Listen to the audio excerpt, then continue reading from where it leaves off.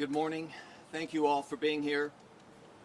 I'm just going to read this statement. Since the tragic events on Sunday morning, our team, and especially our police officers, have been working around the clock to pursue justice, tend to the bereaved, and provide a path forward. We were able to announce yesterday that an arrest had been made, and our police department will share more of those details here shortly. We know that this does not heal the pain that our community is enduring, but we are hopeful that it will take steps toward a closure. I have personally spoken with family members of the injured and of the deceased man, and our staff has assisted in collecting information for a relief fund. We are grateful for the assistance of the concerned clergy in launching a relief fund, which will be used to collect donations for the victims and their families. As of yesterday, all but 7 of the injured had been released from the hospital. That's as of yesterday. We would also like to thank Open Door Health Services here in Muncie for offering free trauma therapy for our victims, their families, and those who witnessed the violence firsthand. Trauma care in the aftermath of an event can help prevent the onset of PTSD, and we urge those affected by the shooting to seek professional care as soon as possible. We would also like to thank Meridian Health Services for sending a team, a staff, to the prayer vigil and offering free services to victims and their families as well. We're very thankful for Meridian Services. Sunday's evening's events are still under intense investigation, actually Sunday morning's events, but we believe that this tragedy could look different if the crowd size had not grown out of control and was blocking the streets. On Sunday, I launched a task force to investigate how we can prevent community gatherings from growing out of control and how we can empower our police force to be able to swiftly disband unplanned mass crowds. I have continued to have ongoing conversations with community leaders and to discuss how we can support families, mentor young people, and nurture communities to prevent acts of violence. At this time, I'm going to ask for Police Chief Sloan to read his statement from the police department. Sloan. Good morning. I know most of you have probably already heard this yesterday, but I'm going to read it again so everybody knows where we're at. So on 8/1/23 at approximately 4:40 p.m., the Muncie Police Department arrested John L. Vance in connection with the shooting that occurred on 7/30/23 in the 900 block of East Willard Street in Muncie, Indiana. Mr. Vance has been preliminarily charged with several felonies, and the arrest is being forwarded to the Delaware County Prosecutor's Office for review and consideration of additional charges. As of today, there are 3 victims from the incident listed in stable condition in Indianapolis hospitals. Another 3 victims are still listed as patients at Ball Memorial Hospital in stable condition. While this matter is still under intense investigation, there is no threat to the public. The Muncie Police Department has received assistance from numerous agencies during the initial incident, the ongoing investigation, and the subsequent arrest. Specific to the arrest, we'd like to thank the Delaware County Sheriff's Office, the FBI, and the U.S. Marshals Service for their assistance. Please keep in mind that the fact that an arrest has been made is an allegation and not evidence of guilt. All suspects are presumed to be innocent unless and until they are proven guilty beyond a reasonable doubt. I'm going to turn this over to the Deputy Chiefs here real quick that'll have some more information. Deputy Chief Deegan's got some information about the makeup and the department, what the guys had to deal with. And then Deputy Chief Criswell, who's in charge of investigations, will handle everything regarding the investigation.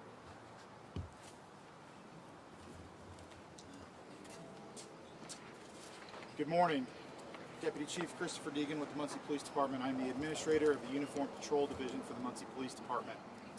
I just wanted to touch on a few things since the events that occurred Sunday morning, primarily surrounding around what our initial response was.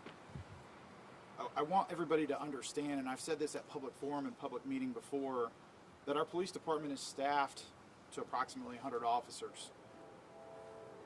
On-shift personnel, on-duty personnel, depending on the shift or the day, could range anywhere from 10 to 15 officers. On the night of the shooting, we had 14 personnel on duty for Muncie Police Department alone. Of all of the injured parties that were there on scene, we had 7 that were transported by on-duty Muncie police officers just due to the chaotic nature of what was going on. Muncie Fire EMS responded and rendered aid as well, but obviously, you know, we are a community that has some limited resources when it comes to a mass event like this. So our personnel felt the need to attend to victims right away by performing CPR, by applying tourniquets, by loading them into police cars and getting them to the hospital, and then returning to the scene to provide whatever other assistance that we could. We put out an all call for help, and I'd like to thank all of the agencies that were a part of that response. I could name them, but there are too many to go through. But for Muncie Police, we had 15 special team operations personnel that responded to the call-in. We had 7 of the incoming shift, which doesn't start until 6 a.m., respond to come in. All 3 administrators responded to come in, and we had about 5 to 6 other personnel report just to provide assistance. That is how chaotic this scene was. It was an all-hands-on-deck situation, and we felt like we got that response from not only our agency, but from the assisting agencies as well. Without those assisting agencies, I don't know that we would have had the success rate that we did with the condition of the victims, to be honest. So I am grateful to this community and those agencies. I also would like to point out, the mayor touched on trauma care. Thank you to the mental health partners here in town that have provided trauma care for anybody that was involved. Trauma care is a big part of our administration platform for first responders as well. We will be doing a debrief later with any involved first responders to help them with whatever issues or traumas they may be dealing with it as well. And I just want everybody to understand that the group of people that was here working on Saturday night into Sunday morning was the same group of officers that came back to work at 6 p.m. on Sunday night. So when you start talking about compounding PTSD effects, that same group of people were the ones that showed up because they feel it's their obligation to protect the residents of this community. They all showed up the next night for work, so my hat off to them. They dealt with several critical calls on the Sunday after this as well, including a stabbing that occurred on University Avenue, and there was a severe accident involving an infant. As I'm trying to say here is the first responders for this community step up to the challenge every day, and you know, the response to that they dealt with was traumatic, to say the least. And it's traumatic to the community as well. And I think we really need to focus on how we come together as a community and how we come together as first responders to make sure that we don't have another tragedy like this. And I would just like to offer, you know, thoughts and prayers to all the victims that involved, their families, their loved ones. The Muncie Police Department is going to continue to show up and work tirelessly to put this to rest and to make sure that we don't have another incident like this. With that, I'll turn it over to Deputy Chief Criswell for the investigation pieces.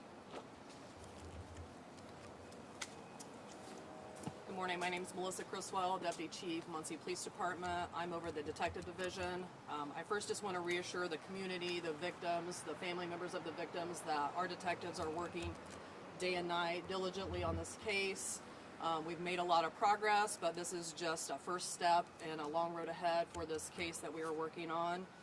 Just to touch a little bit on what Chief Sloan had covered, John L. Vance Jr., 36-year-old, was arrested yesterday at 4:40 p.m. in a traffic stop that was conducted at Centennial and Macedonia Avenue.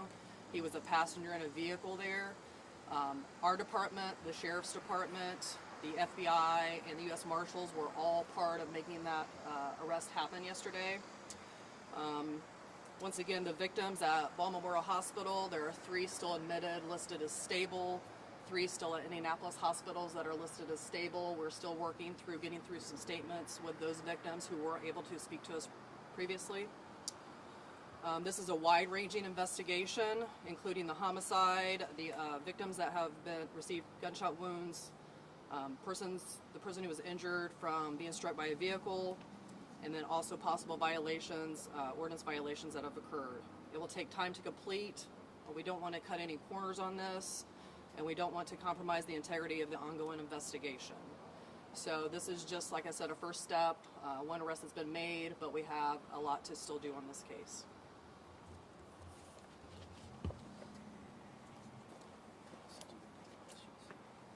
We can take questions at this time. So is Is this the only arrest that you guys anticipate making, or are you still investigating to determine if more arrests will be made? This is definitely ongoing, and I can't comment as far as future arrests, but we still have a lot to work and a lot of follow-ups to complete. Why? Do you guys know why he wasn't initially charged with murder or attempted murder? So the charges at this time for which Vance was arrested, they do not include charges relating to the killing of Joseph Bonner. The investigation into his death and the events of July 30th are still rapidly evolving and ongoing, and it's far from over. What charges does he face? So his initial charges, pre-charges on the arrest, 2 counts of aggravated battery, level 3 felony, possession of a firearm by a serious violent felony or felon, a level 4 felony, and criminal recklessness, a level 5 felony. So who did he commit aggravated battery on? I'm not going to state which victims at this time. The prosecutor is waiting on a copy of the signed PC from the courts, and then he stated he will release that. Just to clarify, then, he's not being charged, preliminary charged with murder at this point. Not at this time. Thank you. Still ongoing investigation. Do you know why this jumped off at 1:15 in the morning out of that street corner? We do have information from the investigation this time, and it is included in the probable cause affidavit that there was an altercation between Mr. Vance and another subject at the scene. And this goes back, as you backtrack on this, a long-standing beef between these two people that was boiled over that night? I don't want to comment on that at this time. Can you tell us about any weapons that have been recovered? Not at this time. I appreciate the thoughts and the prayers towards the community, especially the victims, and that we want to bring the community together. But can you comment on some of these comments by the county prosecutor, as well as the comments the mayor just made that place blame on the victim when we talk about size of the crowd or the hours of the night or who the ages of people present? That really puts blame on the victim. Instead, people who are celebrating still have the right to feel safe without being shot. So can you address some of these comments that are placing the blame on the victims? I'm not going to respond to comments by anyone besides myself. And the mayor? Why don't you repeat your question? Because part of that was directed toward the prosecutor, and part of it was directed then the toward me. comment But that I you won't just speak made- for the prosecutor. Sure, but there's been comments. You just made one about the size of the crowd. Yes. The prosecutor made comments about the hours of the party and the ages of the people that were there. Yeah. But people have a right to celebrate without fear of being shot. So can you address some of these comments that are placing the blame on the victims? Well, I cannot speak for the prosecutor as far as I do think the size of the crowd was part of the challenge, and that's something that we're looking into. But Summerfest, the Fire Up Downtown is also an event that has huge numbers and goes out to the streets. How is that different? Is it because this is a black event that we're blaming the victims because of the size? No, I don't think we've blamed any of the victims. But when we talk about the size of the event, the age of the people there, and the hours that it was held, and the prosecutor, to quote him, said that he believes that judgment, he doesn't trust the judgment of those people because of that. That puts blame on victims. Well, I appreciate your comments. Thank you. But I can't speak for the prosecutor. Okay. I So appreciate I can't what do you've that. said. We've got a couple more questions about the investigation, that scene in before the particular, Deputy Chief. Do we know at this point if there was an exchange of gunfire during this altercation? We're trying to get down to, was there one shooter, was there multiple shooters? Do we know that at this point? I can only comment that there was a verbal and possibly a physical altercation between 2 individuals that happened prior to shots being fired. Now, we spoke with multiple people who were at the party. Now, they said they described like at least 50 gunshots, sounded like an automatic weapon to us coming from Marion County in Indianapolis. That reads as somebody might have had a machine gun conversion device on the handgun. On the handgun that was retrieved from Mr. Vance, was there a machine gun conversion device on that weapon? I'm not going to comment on any evidence collected or any guns that have been collected at this time. Melissa, perhaps you could walk us through the 72 hours of the investigation from when the first officers got there, and then how did you piece this together, continue to build it through witness accounts, through looking at the evidence, and how did you eventually find this gentleman in the front seat of that car? So as I said the other day, the initial scene at the hospital, there was quite a bit of chaos due to the number of victims and the number of people on scene that also showed up at the hospital. All of our investigators that were available were called in to start working different angles, speaking to victims at the hospital, going to the scene, collecting evidence. Through that time, all of our different divisions receiving information from the community, which is a huge part of this investigation, and we still ask for them to contact us. We know that there were a lot of people there who still have information. We still have different aspects of this case that we need to follow up on. So it's just been several hours following up on leads, going out to different locations, using other resources from other agencies to track down individuals who possibly have information. Was it fair to say that you were tracking this gentleman through town and trying to determine his whereabouts so you could finally find him at 4:43 yesterday afternoon? Yes, Can you explain how you did that? I cannot at this time. Does Mr. Hoffman have a timeline on when formal charges are going to be charged? I cannot answer that. In the probable cause affidavit, it sounds like the bond may have been elevated. Mr. Vance, is that true? And Yeah, 105,000 cash bond. How many people the suspect shot? I cannot comment on that this time. Was there exchange of gunfire? Do you know what led up to this altercation? Was Vance started, or did somebody else? The probable cause affidavit will state that there was a verbal and physical disagreement, but as far as the initial nature of that, I'm not going to comment on.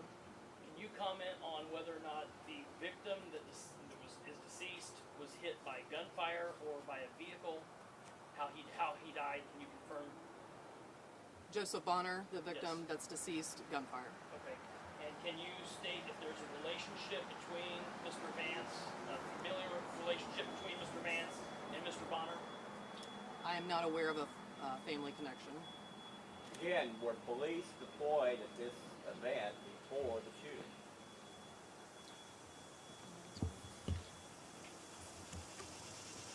If I understand your question correctly, do you mean as in response to something, or did we have Or personnel? like when police are at maybe a downtown event or other large gatherings, were they there that night before the shooting? We were not specifically stationed at the 900 block Okay. of Willard, no. Can you share then, because we know that you guys made a phone call to the person who was hosting the party. What was the timeline when that phone call was made to when the shots came? I don't have that information on hand. It'd be something that I'd have to get to you. I mean, it's 72 hours later. We asked this question to you guys on Monday. I'm not trying to be combative, but that timeline is pretty important to know for the community to know what you guys were doing to try and get that party shut down. And if that phone call was made 2 hours before the gunshots, or if that phone call was made 15 minutes, it's a big difference. Sure, I understand your concern. I don't believe that I spoke on Monday or whenever we had the initial press conference, so I would have to defer that to somebody else. Okay, well, Chief, I asked that question to you on Monday. Sure. And you Yeah, let me you answer know that that now? real quick. Thank you. So, what I will tell you is, I don't know the exact timeline right now. We haven't had time to break all that down. We've been doing a lot of other things, and I'm sorry that's not on your time frame. But with that being said, we did make an initial phone call. We asked that that party be shut down. It was not shut down, and then we tried to call several other times, and he refused to take our call. That's the answer. Was there multiple guns being used that night? I know Monday you kind of touched on that there might have been more than one gun fired. Due to it still being ongoing, we're not going to comment on the weapons or evidence. Is the owner of the party going to face any possible charges in this? Again, that's still part of the investigation. We're not prepared to release anything on that yet. Melissa, can you indicate whether or not your investigation also reached into any neighboring communities, or was this just focused on everything you needed was in Muncie, or did your investigators have to liaison with other communities, other cities, other counties to either track individuals or witnesses you were looking for, or the reasons behind this? We have contacted other agencies to follow up on some leads. Did the victim have a criminal record? I know the suspect does. I'm not going to comment on that. Okay. Were you guys stretched thin? Were you guys stretched thin on Saturday night into Sunday? Because this wasn't an official city event, and you said you had 14 officers on duty that night. So, given that this was not an official city event, there might have been officers stationed at the city event. So, were you guys just stretched thin and unable to properly go shut this party down? I wouldn't say we were unable to properly shut it down. We did have several events going on that evening. Obviously, Muncie Homecoming was this weekend. This was not an official Muncie Homecoming event. But Muncie Homecoming draws in a lot of people back to the city, which we enjoy having here. But we had events that were going on the north side of the city. We had events that were going on the west side of the city. It was just a matter of fact that when you talk about response personnel and only being anywhere from 10 to 14 or 15 for a city of 65, 70,000 people when the university's not in session. That's a tall work order for the officers in uniform division. Can you walk us through, where is he right now? What's the process and the timetable on the PC, and when we might expect to see him in court? The prosecutor stated that he is waiting on the signed copy from the courts and that he will make a statement and release it at that time. And then he would be able to comment further as far as court appearance states. Do you know what technology was used to bring him into custody? You said it was traffic arrest shortly after 4 yesterday. Do you know license plate readers and what sort of technology was used? I'm not going to comment on that right now. Was Mr. Vance, was he injured as a result of the incident on Sunday morning? I'm not going to comment on that. All right. Thank you very much. We appreciate your questions.